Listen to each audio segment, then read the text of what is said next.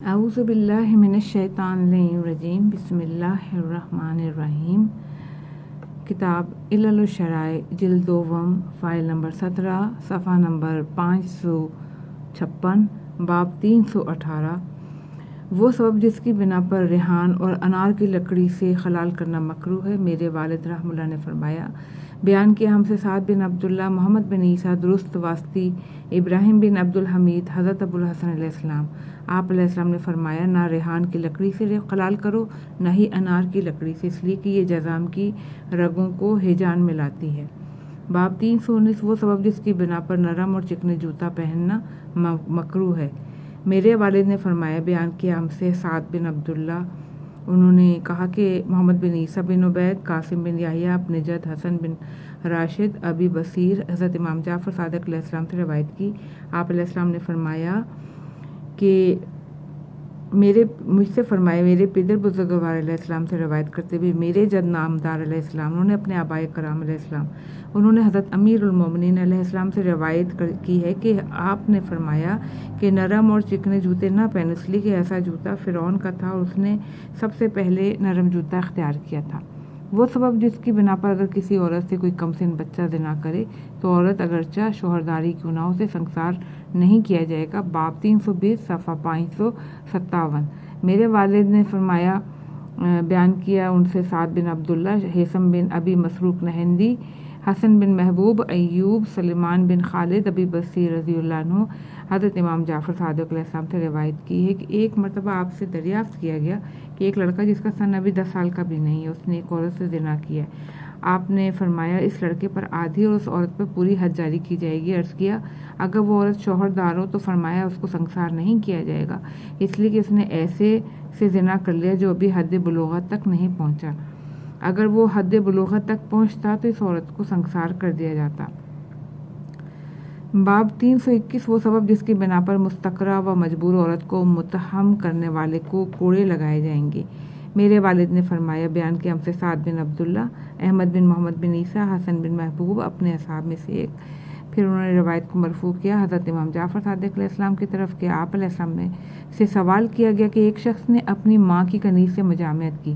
اس کے بچہ پیدا ہو گیا تو اس نے اس بچے سے انکار کر دیا اور اسے متہم کیا، تو آپ نے فرمایا اس متہم کرنے والے پر حد جاری کی جائے گی، اس لیے کہ وہ کنیز بیچاری مجبور تھی۔ باب 322۔ وہ سبب جس کی بنا پر لڑکا جس کو بھی احتلام نہیں ہوا ہے، اس پر اگر اتہام لگایا جائے گا تو اسے کوڑے نہیں لگائے جائیں گے۔ بیان کیا مجھ سے محمد بن حسن صفار، عباس بن معروف، علی بن مہزیار، حسن بن سعید، نظر بن سوید، قاسم بن سلیمان، ابی مریم انصاری، ان کا بیان ہے کہ ایک مرتبہ میں نے حضرت امام محمد باقر علیہ السلام سے دریافت کیا کہ ایک لڑکا جس کو بھی احتلام بھی نہیں ہوا، اگر کوئی شخص اس پر اتہام لگائے تو کیا اس کو کوڑے لگائے جائیں گے؟ آپ نے فرمایا نہیں، یہ کہ اگر نابالغ لڑکا بھی کسی شخص پر اتہام لگائے گا تو اس کو بھی کوڑے نہیں لگائے جائیں گے۔ نمبر 2، انہی اسناد کے ساتھ روایت کیا گیا علی بن مہزیار، حسن بن سعید، نظر بن سوید، عاصم بن حمید، ابی بصیر۔ ایک مرتبہ میں نے امام جعفر صادق علیہ السلام سے سوال کیا ایک ایسے شخص کے متعلق کہ جس نے کم سن کنیز پر اتہام لگا دیا۔ آپ نے فرمایا اس پر کوڑے نہیں لگائے جائیں گے جب تک کہ وہ بلوغ کو نہ پہنچی ہو یا قریب ببلوغ نہ ہو۔ صفحہ 558۔ باب 323۔ وہ سبب جس کی بنا پر کوئی شخص مار پڑنے پر چوری کا اقرار کر لے تو جب تک اس کے پاس چوری کا مال برآمد نہ ہو اس کے ہاتھ نہیں کاٹے جائیں گے۔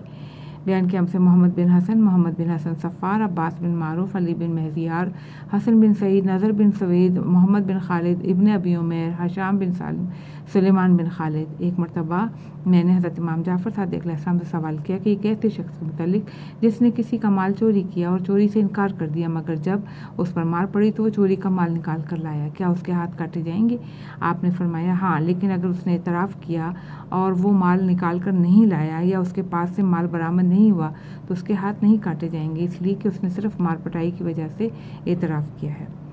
باب 324۔ وہ سبب جس کی بنا پر اگر کوئی اجرت پر رکھا ہوا ملازم یا مہمان چوری کرے تو اس کا ہاتھ نہیں کاٹے جائیں گے۔ میرے والد نے فرمایا ان سے علی بن ابراہیم، انہوں نے اپنے والد، پھر ابن ابی عمیر، پھر ہمارے صاحب میں سے ایک، اس نے حضرت امام جعفر صادق علیہ السلام سے روایت کی کہ آپ نے فرمایا کہ کوئی اجیر یعنی اجرت پہ رکھا ہوا ملازم یا مہمان چوری کرے تو اس کے ہاتھ نہیں کاٹے جائیں گے، اس لیے کہ وہ دونوں امانت دار بنا دیے گئے تھے۔ بیان کہ مجھ سے محمد بن حسن صفار، احمد بن محمد بن عیسیٰ سماع آپ علیہ السلام سے دریافت کیا کہ ایک شخص نے کسی کو اجرت پر ملازم رکھا، وہ اس کا مال لے بھاگا۔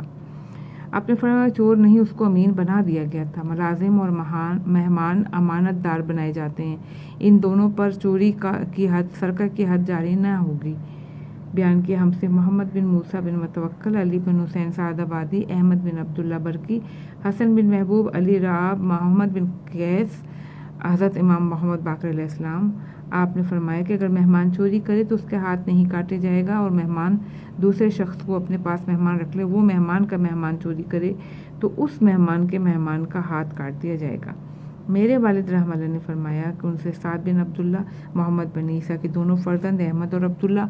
ان سے روایت کرتے ہوئے ابن ابی عمیر، پھر حماد حلبی، حضرت امام جعفر صادق علیہ السلام سے کسی نے ایک شخص کو اجرت اور تنخواہ پہ ملازم رکھا، اس کو اپنے مال کا چوکیدار بنایا، مگر اس چوکیدار نے اس کے مال سے چوری کر لی۔ آپ نے فرمایا وہ چوکیدار اور امانت دار بنا دیا گیا تھا۔ نے اس مسئلے کے متعلق فرمایا کہ ایک آدمی کے پاس ایک شخص آیا، اس نے کہا فلاں شخص نے آپ کے پاس مجھ کو بھیجا ہے، آپ اس کو فلاں مال بھیج دیں۔ اس آدمی نے اس شخص کو سچا سمجھ کر وہ مال اس کے حوالے کر دیا۔ کچھ دن بعد اس آدمی کی ملاقات اس شخص سے ہوئی اور اس نے کہا کہ آپ نے فلاں شخص کو میرے پاس بھیجا تھا، اس کے ہاتھ میں نے آپ کو فلاں مال بھیجا تھا۔ اس شخص نے کہا میں نے تو کسی کو نہیں بھیجا، آدمی کو نہ کوئی مال اس نے مجھے پہنچایا، خود قاصد کا دعویٰ ہے کہ اس نے اس کو مال لانے والے کے لیے بھیجا ہے، اس نے اس کے مال کو اس کے مال حوالے کر دیا۔ آپ نے فرمایا اگر ثابت ہو جائے کہ اس نے اس کو نہیں بھیجا تھا تو اس قاصد جس کے لیے بھیجنے کا دعویٰ کیا گیا تھا اس کے ہاتھ کاٹے جائیں گے۔ اس کا مطلب کہ وہ فرستادہ خود امر کا اقرار کرے گا کہ اس کو کسی نے نہیں بھیجا۔ اگر اس کے پاس عدم فرستادگی کا ثبوت نہ ہو تو وہ اللہ کی قسم کھائے کہ اس نے اس کو نہیں بھیجا تھا، تب اسی قاصد سے اس دوسرے شخص کا مال پورا کر دیا جائے گا۔ میں نے عرض کیا کہ اگر اس قاصد کو کسی ضرورت نے ایسا کرنے پر آمادہ کیا ہو تو اس کے متعلق کیا حکم ہے؟ آپ علیہ السلام نے فرمایا اس کا ہاتھ کاٹا جائے گا، اس لیے کہ اس نے اس شخص کا مال چرایا ہے۔ صفحہ 559، باب 325، وہ سبب جس کی بنا پر چور کا ایک ہاتھ اور ایک پاؤں سے زیادہ کاٹنے کا حکم نہیں ہے۔ بیان کیا مجھ سے ہم سے محمد بن حسن، حسین بن حسن بن عبان، حسین بن سعید، نظر بن سوید، عاصم بن حمید، محمد بن قیس، حضرت امام محمد باقر علیہ السلام۔ آپ نے فرمایا حضرت امیر المومنین علیہ السلام نے چور کے متعلق فیصلہ فرمایا کہ اگر کوئی چوری کرے تو اس کا داہنا ہاتھ کاٹ دیا جائے، اور دوبارہ چوری کرے تو اس کا بایاں پاؤں کاٹ دیا جائے۔ اگر اس کے بعد تیسری مرتبہ بھی چوری کرے تو اس کو قید میں ڈال دیا جائے، اس کا داہنا پاؤں چھوڑ دیا جائے تاکہ اس کے سہارے وہ پخانہ پیشاب کے لیے جا سکے، اور بایاں ہاتھ چھوڑ دیا جائے تاکہ اس کے ذریعے وہ آب دست کر سکے اور استنجا کر سکے۔ فرمایا مجھے اللہ تعالیٰ سے حیا آتی کہ بندے کو اس طرح چھوڑا جائے کہ وہ کچھ نہ کر سکے، بس اس کو قید میں ڈال دیا جائے تاکہ وہ اسی میں مر جائے۔ نیز فرمایا کہ محمد صلی اللہ علیہ وسلم نے بھی چور کا ایک ہاتھ اور ایک پاؤں کاٹنے کے بعد پھر کچھ نہیں کاٹا۔ انہی اسناد کے ساتھ روایت ہے حسین بن سعید، فضالہ بن ایوب، ابان بن عثمان، زرارہ، حضرت امام محمد باقر علیہ السلام سے روایت۔ آپ علیہ السلام نے فرمایا حضرت امیر المومنین چور کے ایک ہاتھ اور ایک پاؤں سے زیادہ نہیں کاٹتے تھے، فرماتے تھے کہ مجھے اپنے رب سے شرم آتی ہے میں اس کے بندے کو اس حالت میں چھوڑ دوں کہ وہ استنجا اور طہارت بھی نہ کر سکے۔ راوی کا بیان ہے کہ میں نے دریافت کیا اگر وہ ایک ہاتھ اور ایک پاؤں کے کاٹنے کے بعد بھی چوری کرے، آپ علیہ السلام نے فرمایا پھر اس کو قید خانے میں ڈال دیا جائے تاکہ لوگ اس کے شر سے محفوظ ہو جائیں۔ انہی اسناد کے ساتھ روایت کی گئی حسین بن سعید روایت کی، نظر بن سوید، قاسم بن سلیمان، عبید بن زرارہ، ایک مرتبہ میں نے حضرت امام جعفر صادق سے دریافت کیا کہ حضرت علی علیہ السلام نے اہل حدود میں سے کسی کو قید میں ڈالا؟ فرمایا نہیں، سوائے چور کے، اور وہ بھی تیسری باری چوری کرنے پر، جبکہ پہلی اور دوسری پر اس کے ہاتھ اور پاؤں کٹ چکے تھے۔ بیان کیا ہم سے محمد بن حسن نے، انہوں نے کہا بیان کیا ہم سے محمد بن حسن صفار، عباس بن معروف، علی بن مہریار، حسن بن سعید، عثمان بن عیسیٰ سماع انہوں نے کہا ایک مرتبہ میں نے آپ علیہ السلام سے اس چور کے متعلق سوال کیا جس کا ہاتھ چوری کی سزا میں کاٹا جا چکا تھا۔ آپ نے فرمایا ہاتھ کے بعد اب اس کا پاؤں کاٹا جائے گا، اگر پھر اس نے اس کے بعد تیسری مرتبہ بھی چوری کی تو اس کو قید خانے میں محبوس کر دیا جائے گا، اس کا خرچہ مسلمانوں کے بیت المال سے دیا جائے گا۔ انہی اسناد کے ساتھ روایت کی ہے حسین بن سعید، صفوان بن یحییٰ، اسحاق بن عمار، حضرت ابی ابراہیم علیہ السلام۔ آپ نے فرمایا چور کے ہاتھ کاٹے جائیں گے مگر اس کا انگوٹھا اور ہتھیلی چھوڑ دی جائے گی، اور اس کے پاؤں کاٹنے کے موقع پر اگلا حصہ کاٹا جائے گا، پچھلا حصہ چھوڑ دیا جائے گا تاکہ وہ اس پر چل پھر سکے۔ بیان کیا ہم سے محمد بن موسیٰ بن متوکل، انہوں نے کہا بیان کیا ہم سے عبداللہ بن جعفر حمیری، احمد بن محمد بن عیسیٰ، حسن بن محبوب ابن سنان، حضرت ابو عبداللہ امام جعفر صادق علیہ السلام سے روایت کی ہے کہ آپ علیہ السلام سے ایک ایسے شخص کے متعلق سوال کیا گیا جس کا دایاں پاؤں داہنا یا بایاں ہاتھ مشلول ہو اور اس نے چوری کی ہو۔ آپ نے فرمایا ہر حال میں اس کا داہنا ہاتھ کاٹا جائے گا۔ انہی اسناد کے ساتھ روایت کی حسن بن محبوب، علا، محمد بن مسلم، علی بن راب، زرارہ، حضرت امام محمد باقر علیہ السلام سے روایت کی ایک ایسے شخص سے متعلق جس کا داہنا ہاتھ مشلول،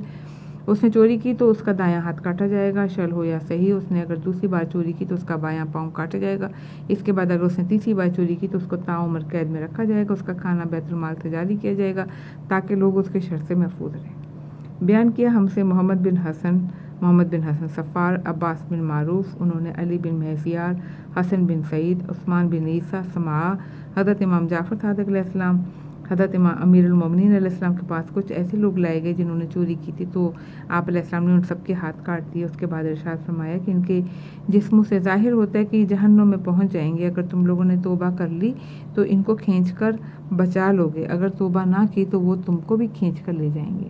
صفحہ 561، باب 326، مختلف شرعی سزائیں اور ان کے اسباب۔ میرے والد نے فرمایا بیان کیا ہم سے سعد بن عبداللہ، احمد بن محمد بن عیسیٰ، حسین بن سعید، فضالہ، موسیٰ بن بکیر، علی بن سعید، انہوں نے کہا ایک مرتبہ میں نے حضرت امام جعفر صادق علیہ السلام سے ایک ایسے شخص کے متعلق دریافت کیا جس نے ایک گدھا کرائے پر لیا، اس پر سوار ہو کے پارچہ فروشوں کے پاس گیا، وہاں سے 1-2 کپڑے لیے، گدھے کو وہیں چھوڑ کر چلا آیا۔ آپ نے فرمایا گدھا تو اس کے مالک کو دے دیا جائے گا اور جو کپڑے لے کر چلتا بنا ہے اس کی تلاش کی جائے گی، وہ ملا تو اس کے لیے ہاتھ کاٹنے کی سزا نہیں بلکہ یہ خیانت ہے۔ میرے والد نے فرمایا بیان کیا ہم سے سعد بن عبداللہ، ابراہیم بن مہزیار، بھائی علی سے، پھر حسین بن سعید، صفوان بن یحییٰ، اسحاق بن عمار، ابی بصیر، ان کا بیان ہے کہ میں نے آپ علیہ السلام کو فرماتے ہوئے سنا کہ جو شخص کسی مملوک پر افطرا و اتہام لگائے گا تو اسلام کی حرمت کے لیے اس کو تعزیر کرو۔ بیان کیا ہم سے محمد بن موسیٰ بن متوکل، عبداللہ بن جعفر حمیری، احمد بن محمد بن عیسیٰ، حسن بن محبوب، اسحاق بن حریث صدیر، حضرت امام محمد باقر علیہ السلام سے روایت کی ایک ایسے شخص کے بارے میں جس نے کسی جانور سے بدفعلی کی تو آپ نے فرمایا اس کو کوڑے لگائے جائیں مگر حد شرعی سے کم۔ وہ شخص جانور کی قیمت اس کے مالک کو ادا کرے گا اس لیے کہ اس نے اس کو خراب کر دیا ہے، وہ جانور ذبح کر لیا جائے گا، اس کے گوشت کو جلایا یا دفن کر دیا جائے گا اگر وہ ان جانوروں میں سے جن کا گوشت کھایا جاتا ہے، اور اگر وہ ایسا جانور ہے جس کی پشت پر سوار ہوا جاتا ہے تو اس سے اس کی قیمت لی جائے گی اور کوڑے لگائے جائیں گے مگر حد شرعی سے کم۔ اس جانور کو شہر سے نکال کر کسی دوسری شہر میں بھیج دیا جائے گا جہاں اسے کوئی نہ پہچان سکے، وہاں اس کو فروخت کر دیا جائے گا تاکہ وہاں اس جانور کو کوئی عیب لگانے والا نہ ہو۔ بیان کیا ہم سے محمد بن حسن، پھر محمد بن حسن صفار، ہم عباس بن معروف، علی بن مہزیار، محمد بن یحییٰ، حماد بن عثمان، حضرت امام جعفر صادق علیہ السلام سے عرض کیا کہ تعزیر کا کیا مطلب ہے؟ آپ علیہ السلام نے فرمایا تعزیر حد سے کم ہوتی ہے۔ میں نے عرض کیا 80 سے کم؟ آپ نے فرمایا نہیں بلکہ 40 سے کم، اس لیے کہ 40 بھی مملوک کے لیے حد شرعی ہے۔ میں نے عرض کیا کہ پھر تعزیر میں کتنے کوڑے ہوں گے؟ آپ نے فرمایا حاکم اس شخص کے جرم اور اس کے قوت جسم کو دیکھتے ہوئے جس قدر مناسب سمجھے گا سزا دے گا۔ اور انہی اسناد کے ساتھ محمد بن مسلم سے روایت ان کے بیان ہے کہ میں نے ایک مرتبہ آپ سے شرابی کے متعلق دریافت کیا، آپ نے فرمایا جب کوئی ایسا شرابی آتا ہے جس سے یہ اتفاقیہ لغزش ہو گئی ہو تو میں اس کی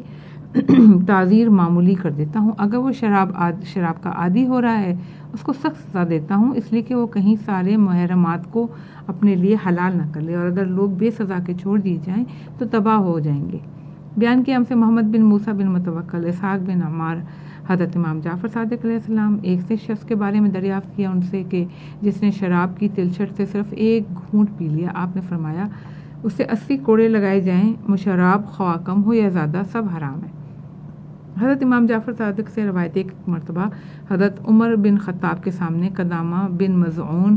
کو پیش کیا گیا کہ اس نے شراب پی ہے. اس پر گواہ و شاہد گزر گئے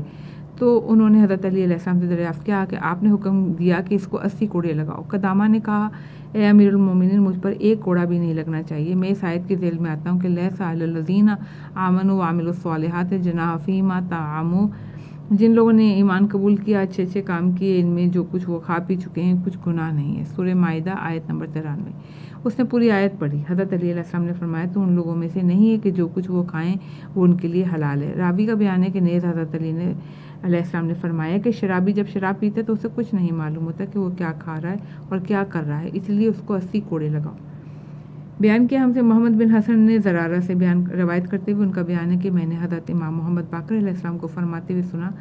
اور ان لوگوں سے بھی سنا جو یہ کہتے تھے علی علیہ السلام نے کہا ہے کہ جب کوئی شخص شراب پیتا ہے تو نشے میں آتا ہے، ہذیان بکنے لگتا ہے. جب ہذیان بکتا ہے تو افطرا اور بہتان لگانے لگتا ہے. جب ایسا کرے تو اسی مفتری کی حد 80 کوڑے لگاؤ. حضرت امام محمد باقر علیہ السلام نے فرمایا جب کوئی نبیذ یا دیگر شراب پی کر نشے میں آ جائے تو 80 کوڑے لگاؤ. انہی اسناد کے ساتھ انہی امامین علیہ السلام میں سے کسی ایک سے روایت کی گئی کہ آپ علیہ السلام نے فرمایا کہ حضرت علی علیہ السلام خمر اور نبیذ پینے والے کو 80 کوڑے مارتے تھے، خواہ وہ آزاد ہو یا غلام، یہودی ہو یا نصرانی. فرمایا کہ ان کو یہ حق نہیں کہ اپنی شراب نوشی کو ظاہر کریں، یہ حق تو ان کے گھروں میں ہے. نیز ارشاد کیا کہ میں نے آپ علیہ السلام کو فرماتے ہوئے سنا، آپ فرمایا کرتے تھے جو شخص شراب پیے اسے کوڑے لگاؤ، دوبارہ پیے اسے پھر کوڑے لگاؤ، تیسری مرتبہ پیے تو اسے قتل کر دو. بیان کہ ہم سے محمد بن موسیٰ بن متوکل، عبداللہ بن جعفر حمیری، امسا بن مصعب حضرت امام جعفر صادق علیہ السلام سے عرض کیا کہ میری ایک کنیز اس نے شراب پی، آپ کی رائے کیا ہے، اس پر حد جاری کر دوں؟ آپ علیہ السلام نے فرمایا لیکن یہ کام اس نے پردے میں اور بادشاہ کے محل میں کیا ہے. روایت کی گئی ہے حضرت امام محمد باقر علیہ السلام سے کسی آزاد شوہردار عورت پر اتہام لگانے کے متعلق آپ نے فرمایا کہ اس پر 80 کوڑے لگائے جائیں، اس لیے کہ اس نے بھی اس عورت کے حق پر کوڑے لگائے ہیں. میرے والد نے روایت کی علی بن ابراہیم، انہوں نے اپنے والد، پھر ابن ابی عمیر، پھر ابی الحسن حضا. ان کا بیان ہے کہ ایک مرتبہ میں حضرت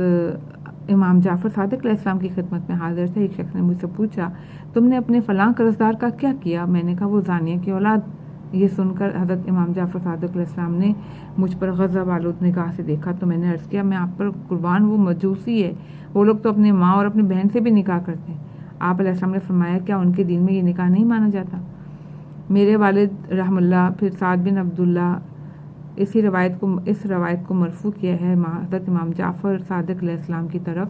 کہ آپ علیہ السلام نے فرمایا کر کوئی بوڑھا اور بڑھیا زنا کریں تو ان دونوں کو سنسار کر دو، اس لیے کہ یہ دونوں تو اپنی شہوتیں پوری کر چکے ہیں اور زنائے محسنہ کرنے پر والے مرد اور عورت کو رجم کیا جائے گا.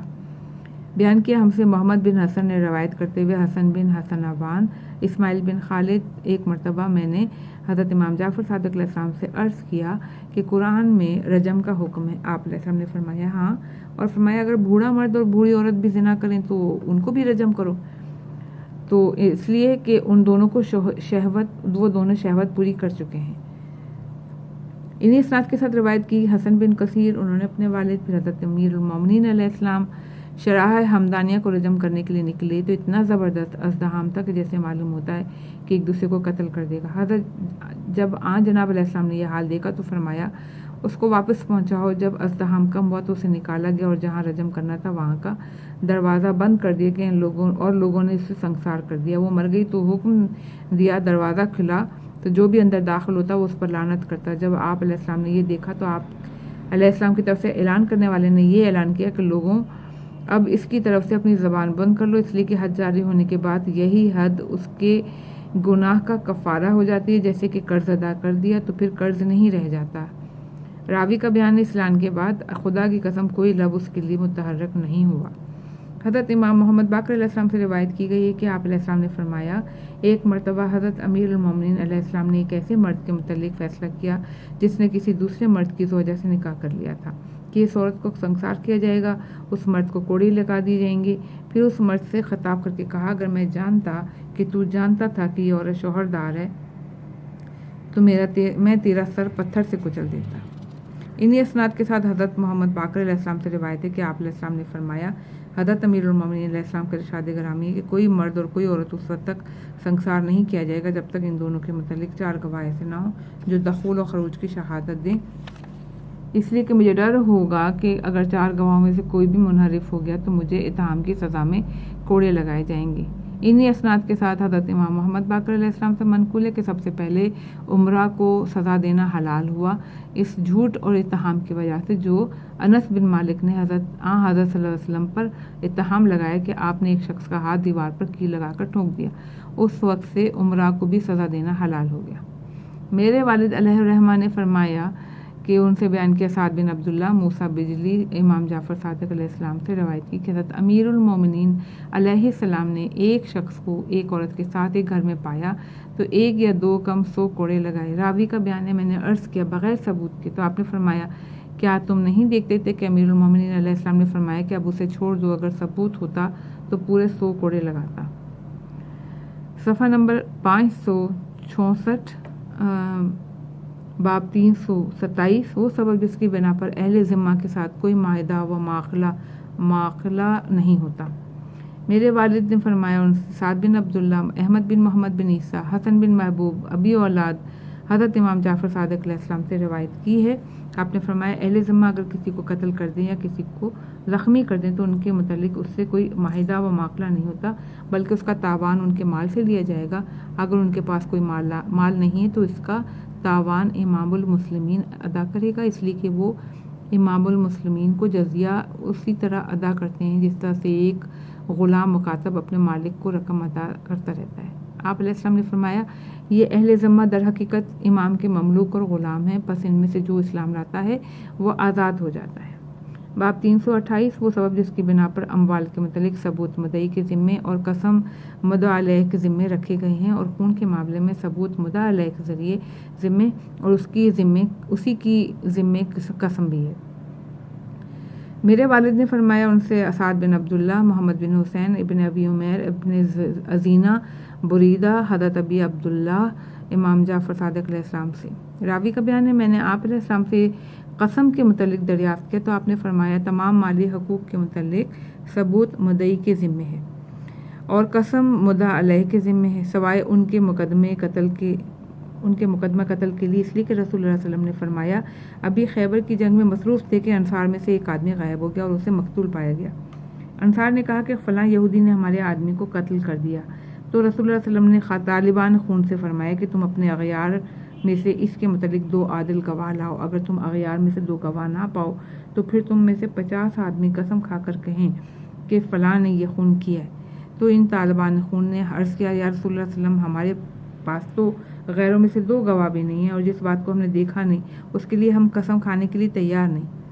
پھر آن صلی اللہ علیہ وسلم نے اس کا خون بہا اپنے پاس سے ادا کیا۔ اس کے بعد حضرت امام جعفر صادق علیہ السلام نے فرمایا کہ اس طرح رسول اللہ علیہ وسلم نے قسم کے ذریعے مسلمانوں کا خون بہنے سے بچا لیا، اس لیے کہ ایک فاسق و فاجر شخص جب یہ دیکھے گا کہ اسے اپنے دشمن کے قتل کرنے کا موقع ہے تو اس وقت بھی وہ اس کے قتل سے باز رہے گا، کیونکہ اسے ڈر ہوگا کہ قسم کھانے کے بعد وہ خود قتل ہو جائے گا، اس لیے وہ اپنے دشمن کے قتل سے اجتناب کرے گا، ورنہ جب مدعی کے لوگ قسم کھانے کے لیے تیار نہ ہوں گے تو مدعی علیہم کے لوگوں میں سے 50 آدمی سے قسم کھلائی جائے گی کہ وہ قسم کھا کر کہیں کہ نہ ہم نے قتل کیا، نہ ہمیں قاتل کا علم ہے۔ پھر اگر کوئی مقتول ان کی حدود میں پایا گیا تو ان کی دیت اور خون بہا ادا کریں گے۔ بیان کیا، مجھ سے علی بن احمد، ان سے محمد بن ابی عبداللہ، محمد بن اسماعیل، علی بن عباس، قاسم بن ربی، صحاف، محمد بن سنان، امام رضا علیہ السلام، ان کے مسائل کے جواب میں جو خط تحریر فرمایا اس میں اس امر کا سبب بھی تحریر فرمایا کہ سوائے خون یعنی قتل کے مقدمے کے تمام حقوق کے مقدمات میں ثبوت مدعی کے ذمے ہے، کیونکہ مدعا علیہ صرف کر سکتا ہے، اس انکار پر ثبوت پیش کرنا اس کے لیے ممکن نہیں ہے، اور خون کے مقدمے میں مدعا علیہ پر اس کی صفائی کا ثبوت ہے اور قسم مدعی پر ہے۔ یہ ایک ایسا احاطہ ہے جس میں مسلمانوں کی حفاظت ہو جائے گی، کسی مرد مسلمان کا خون ضائع نہ ہوگا، اس لیے بھی تاکہ قاتل سمجھ لے کہ اس کو اپنی صفائی کا ثبوت پیش کرنے میں انتہائی مشکلات کا سامنا ہوگا۔ اس بنا پر وہ قتل سے باز رہے گا، کیونکہ ایسے لوگ جو یہ گواہی دیں گے کہ اس نے قتل نہیں کیا بہت کم ملیں گے۔ چنانچہ قسامت یعنی 50 آدمیوں کی قسم کھا کر گواہی دینا، تو یہ اس کے لیے اس میں سخت و شدید احتیاط ملحوظ رکھی جائے گی تاکہ کسی مرد مسلمان کا خون ناحق نہ بہایا جائے۔ میرے والد نے روایت کی، سعد بن عبداللہ، احمد بن محمد بن عیسیٰ، ابن ابی نجران، عبداللہ بن سنان، حضرت امام جعفر صادق علیہ السلام سے روایت کی۔ راوی کا بیان ہے، ایک مرتبہ میں نے آپ علیہ السلام سے قسامت 50 آدمیوں کا قسم کھانا کے متعلق دریافت کیا، تو آپ علیہ السلام نے فرمایا، یہ حق ہے یہ 50 آدمیوں کی قسامت نہ ہو تو لوگ ایک دوسرے کو قتل کرنے لگیں اور کچھ بھی نہ ہو۔ یہ قسامت ایک احاطہ ہے جس میں تمام لوگوں کی حفاظت ہوگی۔ بیان کیا ہم سے محمد بن علی ماجلویہ، محمد بن یحییٰ عطار، سہل بن زیاد، محمد بن عیسیٰ، یونس بن عبد الرحمن ابن سنان، حضرت امام جعفر صادق علیہ السلام کو فرماتے ہوئے سنا، وہ فرما رہے تھے کہ قسامت 50 آدمی کی قسم اس لیے رکھی گئی ہے کہ یہ لوگوں کی حفاظت کا احاطہ ہے، تاکہ کوئی فاجر شخص اپنا دشمن کو دیکھے تو اس کے قصاص کے خوف سے قتل سے گریز کرے۔ صفحہ 566، باب 329، وہ سبب جس کی بنا پر مجنون کے قاتل کو قصاص میں قتل نہیں کیا جائے گا۔ میرے والد نے فرمایا، ہم سے بیان کیا سعد بن عبداللہ، احمد بن محمد بن عیسیٰ، حسن بن محبوب، علی بن رعاب، ابی بصیر، ان کا بیان ہے کہ ایک مرتبہ میں نے حضرت امام محمد باقر علیہ السلام سے ایک ایسے شخص کے متعلق دریافت کیا جس نے ایک مجنون کو قتل کر دیا، تو جناب نے فرمایا کہ اگر مجنون نے اس پر حملہ کیا، اس نے اپنی مدافعت میں اس کو قتل کر دیا تو اس پر کچھ نہیں ہے، نہ اس کے بدلے میں اس کو قتل کیا جائے گا، نہ اس پر دیت اور خون بہا ہوگا، بلکہ اس مقتول کے وارثوں کو مسلمان کے بیت المال سے خون بہا ادا کیا جائے گا۔ پھر فرمایا، اگر مجنون نے اس پر حملہ نہیں کیا اور اس نے مقتول کو قتل کر دیا، تو یوں سمجھو کہ مجنون نے اس کو قتل کر دیا ہوتا، تو اس کے بدلے میں مجنون قتل نہیں کیا جاتا۔ اسی طرح سے اس مجنون کے قتل کرنے پر اس کو قتل نہیں کیا جائے گا۔ میری رائے یہ ہے کہ قاتل اس پر اس کی دیت اور خون بہا ہے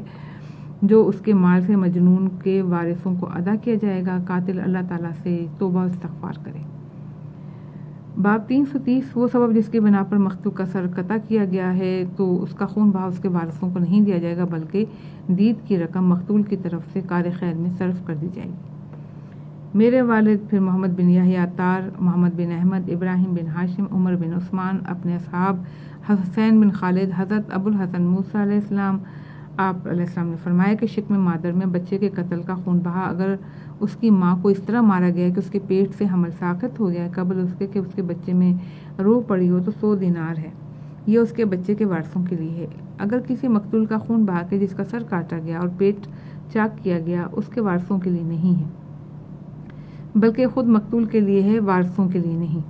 میں نے عرض کیا، وہ ان دونوں میں کیا فرق ہے؟ تو آپ نے فرمایا، شکم مادر کا بچہ ایسا ہے جس سے آئندہ نفع کی امید تھی، وہ ختم ہو گیا تو نفع کی امید بھی ختم ہو گئی، مگر جب ایک مقتول کو قتل ہونے کے بعد اس کا مسئلہ کر دیا گیا، یعنی گلا کاٹ دیا گیا، پیٹ چاک کر دیا گیا، دیگر اعضاء قطع کر دیے جائیں، تو اس مسئلے کی دیت خود اس کے لیے ہوگی، کسی غیر کے لیے نہیں۔ اس دیت کی رقم سے اس کی طرف سے حج کرایا جائے گا، اس کی طرف سے دیگر ابواب خیر کھولے جائیں گے اور اس کی طرف سے صدقہ دیا جائے گا۔ وہ سبب جس کی بنا پر زانی کو 100 کوڑے لگائے جائیں گے اور شراب پینے والے کو 80۔ میرے والد نے فرمایا، بیان کہ ہم سے احمد بن ادریس، محمد بن احمد بن یحییٰ، ابی عبداللہ رازی، حسن بن علی بن ابی حمزہ، اپنے والد، پھر ابی عبداللہ مومن، اسحاق بن عمار۔ ایک مرتبہ میں نے حضرت امام جعفر صادق علیہ السلام سے عرض کیا کہ زنا اور شراب نوشی میں سے کس میں زیادہ برائی ہے؟ فرمایا، شراب